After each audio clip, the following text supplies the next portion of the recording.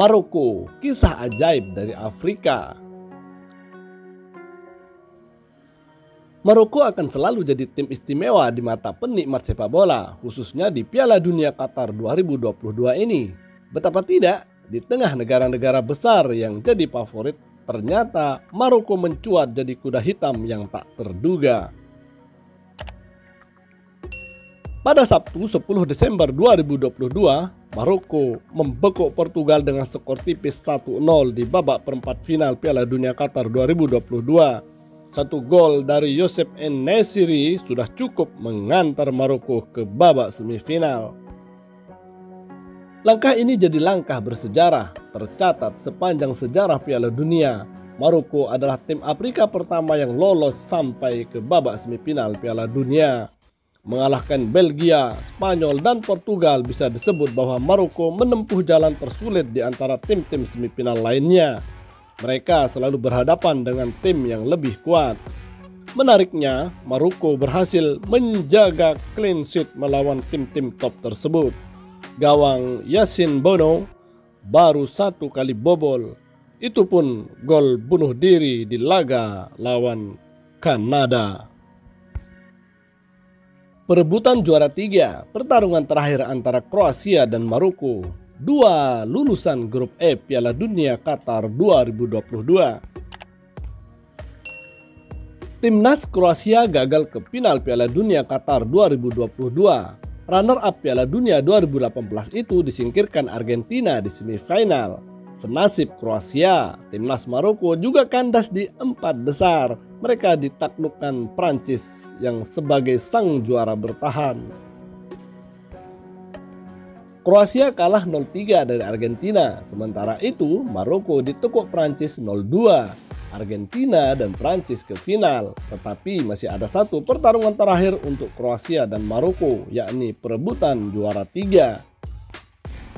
Ini cukup menarik, sebab Kroasia dan Maroko adalah dua lulusan grup F yang sama-sama melangkah cukup jauh di turnamen ini. Perebutan juara 3 akan dipertandingkan di Khalifa International Stadium pada hari Sabtu 17 Desember 2022 pukul 22 waktu Indonesia Barat, live di SCTV, Indosiar, Next Parabola, dan live streaming in video.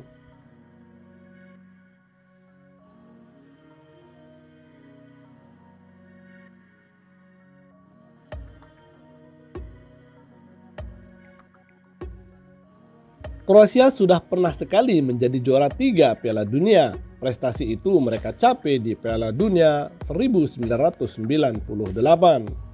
Itu merupakan partisipasi perdana Kroasia di Piala Dunia sebagai negara independen, bukan bagian dari Yugoslavia.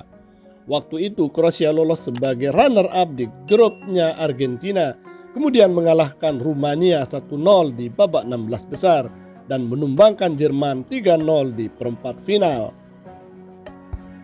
Namun, Kroasia dihentikan tuan rumah Prancis di semifinal. Kroasia kalah 1-2, sempat unggul lewat gol Davor Šuker. Kroasia kalah oleh sepasang gol dari Lilian Thuram.